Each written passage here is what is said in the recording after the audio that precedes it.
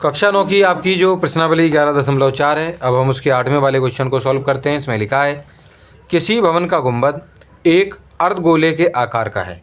यानी कहने का मतलब यह है कि यहाँ पर मान लीजिए आपका कोई एक घर है और उसके ऊपर इस तरीके से एक अर्धगोले के आकार का एक गुंबद उसके ऊपर बना हुआ है। ठीक है कि नहीं? चलो, तो उन्होंने इसमें कहा है कि अंदर से इसमें सफ़ेदी कराने में इतने रुपए हमारे खर्च हो जाते हैं। यानी कि जब हम इसमें सफ़ेदी करवाएंगे, इसके अंदर अगर पेंट करवाएंगे, तो बताइए कहाँ होता है पेंट, कहाँ पर उसको जो है हम कह सकते हैं कि सफ़ेदी हो सकती है। तो वो होगी उसके केवल और केवल वो जो घुमावदार वाला हिस्सा होगा, ये वाला हिस्सा, इधर ये वाला जो चारों तरफ वाला जो हिस्सा होगा घुमावदार वाला, उसमें ही आपकी सफ़ेदी की जाएगी। तो वहाँ पर अगर हम इसमें सफ़ेदी करते हैं तो हमारा खर्चा कितना हो रहा है? खर्चा हो रहा है हमारा 498.96 रुपीज़, यानी 498.96 रुपये। इतने रुपए हमारे खर्च हो रहे हैं इसमें। उन्होंने आपको निकालने की ज़रूरत नहीं है, पहले ही बता दिया है कि आपका इसमें सफ़ेदी करने का जो खर्च है वो इतना आ रहा है। उसके बाद यदि सफ़ेदी कराने की दर 2 रुपये प्रति वर्ग मीटर है, यानी उन्होंने ये कहा है कि अगर हम इसमें सफ़ेदी करवा रहे थे तो हर वर्ग मीटर पर जो हमारा खर्चा हो रहा था वो कितना हो रहा था? 2 रुपये हमारे इसमें खर्च हो रहे थे। तो आपको करना क्या है? तो आपको ज्ञात करना है। अब मुझे एक बात बताइए, अगर आपको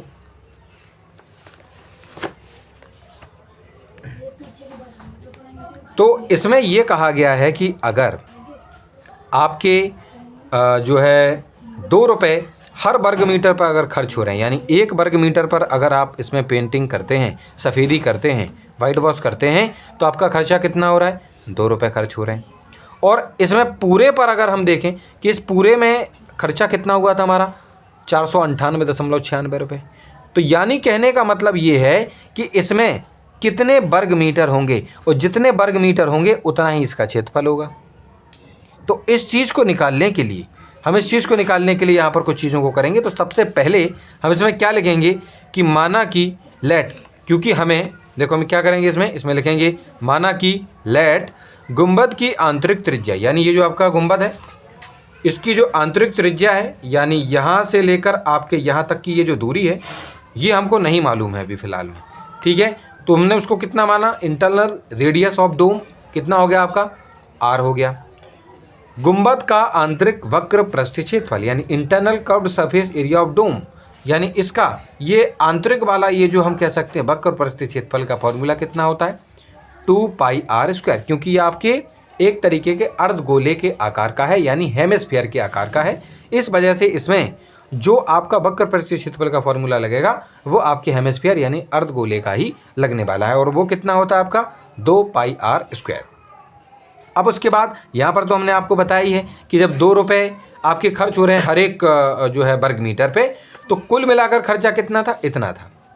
ठीक है कि नहीं? तो हमें ये देखना है कि असल में आपका कितने इसमें वर्ग मीटर आपके यहाँ पर जो है हमने वाइट वॉश, या फिर हम कह सकते हैं कि उसमें हमने सफ़ेदी की है। तो इसको कैसे निकालेंगे? देखो, हमने ये मान लिया है कि ये जो आपका अर्धगोले के आकार का ये जो गुंबद था उसका वक्र पृष्ठीय क्षेत्रफल कुल मिलाकर कितना? 2πr², यानी इसका पूरे का क्षेत्रफल जिस पर हम सफ़ेदी कर रहे हैं उसका क्षेत्रफल इतना है, इतने आपका जो है मीटर स्क्वायर है। इसको जब हम सॉल्व करेंगे तो मीटर स्क्वायर निकलेगा। और 1 वर्ग मीटर पे, यानी कि आपका जो है पर स्क्वायर मीटर पे खर्चा कितना हो रहा है आपका? 2 रुपये। तो इस पूरे पे कितना होगा? तो 2 से हमें गुणा करना पड़ेगा, और खर्चा आपको पहले से दे ही रखा है।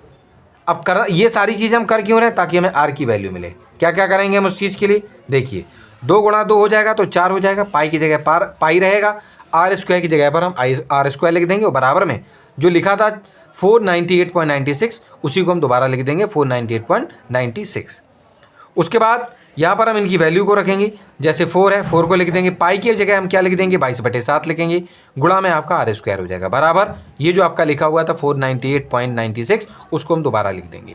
बाद में हम क्या करेंगे? R² को केवल यहीं रखेंगे, और ये जो आपका 7 है क्योंकि ये भाग में था तो ये इधर जाके इसके साथ ये जो 498.96 है उसके साथ गुणा में हो जाएगा, और बाकी के जो 4 और गुणा में 22 था वो दोनों के दोनों आपके यहाँ नीचे आ जाएंगे, और वो आपके भाग में पहुँच जाएंगे।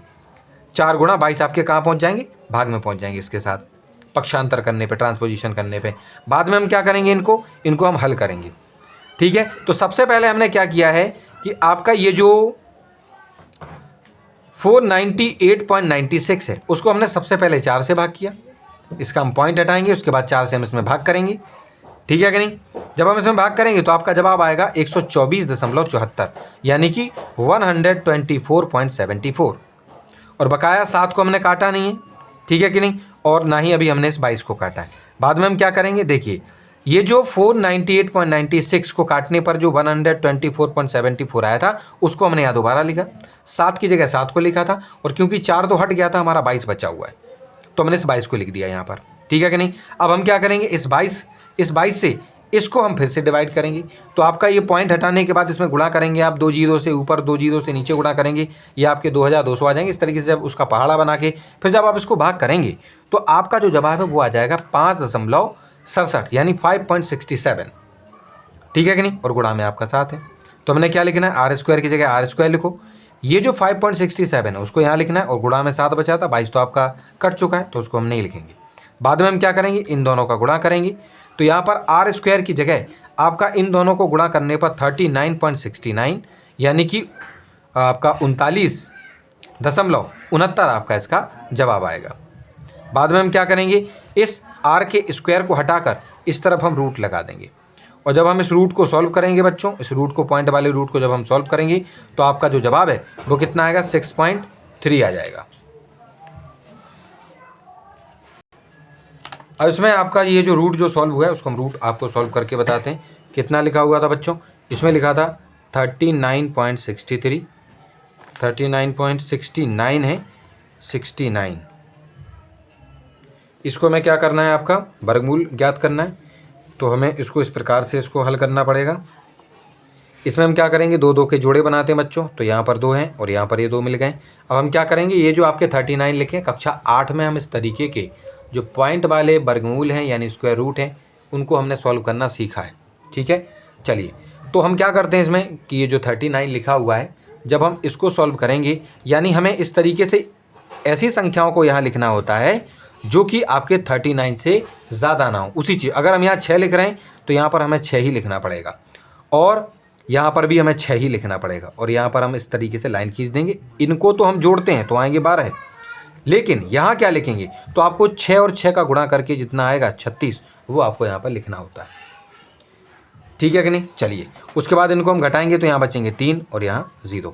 अब क्योंकि बीच में पॉइंट है तो यहाँ पर हमें पॉइंट लगाना पड़ेगा, और बाद में क्योंकि फिर पूरा जोड़ा यानी 69 को हमें यहाँ पे उतारना पड़ेगा। कितना आ जाएगा हमारा, 369 हो गया। अब उसके बाद हमें इस 12 के साथ इसके बगल में ऐसी संख्या लिखनी है जिसमें उसी से ही गुणा करने पर इससे ज़्यादा ना आए। यानी कहने का मतलब यह है कि अगर हम 1 यानी ये जो आपका 12 लिखा है इसके अगर बगल में 1 लिख दें तो हमें 1 से ही गुणा करना है, तो कितना आएगा 121। ये तो हमारा 369 से ज़्यादा नहीं हुआ। उसके बाद हम एक काम करते हैं, ये जो 12 है ना, अब 1 की जगह, क्योंकि अभी तो इससे कम आ रहा है, इससे ज़्यादा नहीं होना चाहिए, वहाँ तक हम इसको लिखते जाएंगे। तो ये जो आपका 12 है इसके साथ हम 2 लिखने की कोशिश करेंगे और ज़रा देखते हैं कि कितना आता है हमारा जवाब।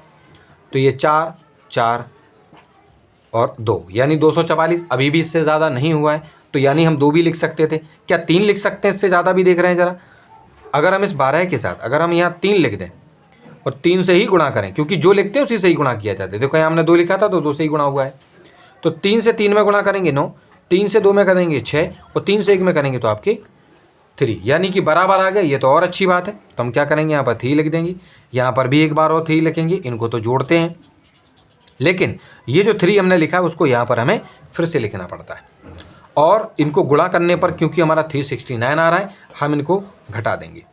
और यहाँ जब 0 0 आ गया इसका मतलब है कि हमने 39.69 का रूट सही तरीके से निकाल लिया, उसका उत्तर यहाँ होता है। तो कितना है आपका 6.3। तो इस प्रकार से यहाँ पर इसका जो आपका रूट है, वर्गमूल है, वो 6.3 आपका आ चुका है। यानी r कितना हो चुका है, r यानी आपकी जो त्रिज्या है उसकी वैल्यू कितनी हो चुकी है, 6.3 मीटर, यानी 6.3 मीटर आपकी आ चुकी है।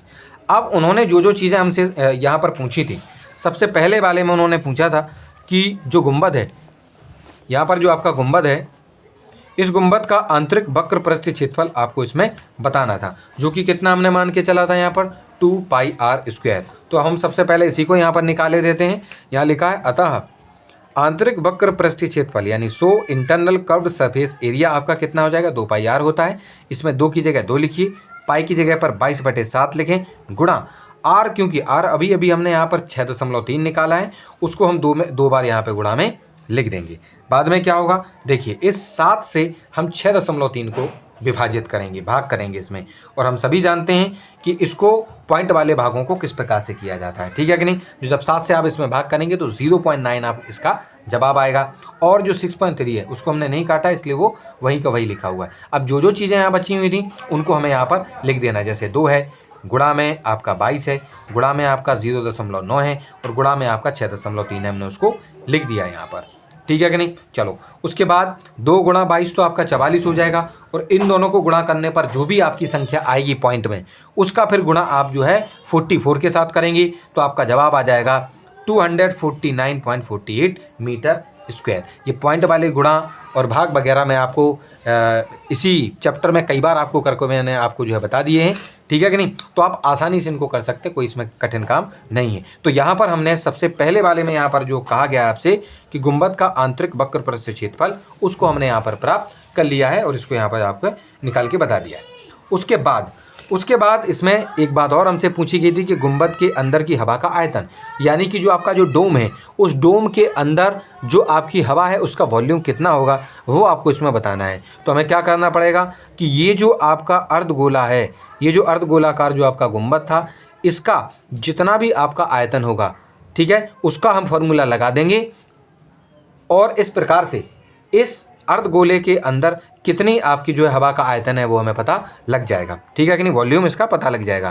तो हम क्या करेंगे, नेक्स्ट वाले पेज पे हम लिखेंगे यहाँ कि गुंबद के अंदर की हवा का आयतन यानी वॉल्यूम ऑफ एयर इनसाइड डोम, इस चीज़ को निकालने के लिए हम इसी अर्धगोलाकार यानी कि आपका जो हेमिस्फीयर है उसका जो वॉल्यूम का फॉर्मूला होता है 2/3 पाई आर क्यूब, यानी कि 2/3 आपका 2/3 पाई आर क्यूब जो फार्मूला होता है उसको जो हम इसमें उपयोग में लाएंगे, ठीक है। 2/3 की जगह बच्चों आप 2/3 लिखेंगे, गुणा लगाएंगे, पाई की जगह 22/7 होगा, गुणा लगाएंगे, आर क्योंकि अभी हमने 6.3 निकाला था, तो हम 6.3 को क्योंकि 3 बार उन्होंने कहा है गुणा करने के लिए, तो उसको हम 3 बार गुणा में लिख देंगे। 6.3 6.3 और 6.3 गुणा में है तीनों। चलिए उसके बाद हम सबसे पहले क्या करेंगे कि आपका ये जो 3 है, इस 3 से 6.3 को जब हम विभाजित करेंगे तो आपका जवाब आएगा 2.1। उसके बाद क्योंकि पॉइंट वाले भाग हैं, आप इनको आसानी से कीजिए, आराम से कीजिएगा, ठीक है कि नहीं। चलिए 7 से जब हम 6.3 में भाग करेंगे तो आपका जवाब 0.9 आएगा। तो नीचे वाली तो सभी संख्या कट चुकी, अब तो कुछ था नहीं, तो इसलिए आपका ये जो 6.3 उसको हमने नहीं काटा है। तो जो जो चीज़ें बची रह गई, यानी 2 था हमने उसको लिखा, गुणा की जगह गुणा लगाया, 22 था उसको लिखा गुणा में आपका 2.1 था हमने उसको लिखा, और गुणा में आपका 0.9 था हमने उसको लिखा, गुणा में 6.3 था हमने उसको लिख दिया, ठीक है। आपस में इन सभी का हम गुणा करेंगे, और जब आप गुणा करेंगे तो आपका जवाब आएगा 523.908 सेंटीमीटर क्यूब, ठीक है कि नहीं। चलिए सेंटीमीटर नहीं, इसमें मीटर क्यूब होना चाहिए, मीटर क्यूब आपका इसमें जवाब आएगा, क्योंकि हमारी जो त्रिज्या थी वो 6.3 मीटर थी, ठीक है कि नहीं। चलिए तो इस प्रकार से हमने इस 8वें वाले क्वेश्चन में ये जो दोनों चीज़ें जो हमसे पूछी गई थी उन सभी को हमने इसमें प्राप्त कर लिया, और ये क्वेश्चन आपका सॉल्व हो चुका है।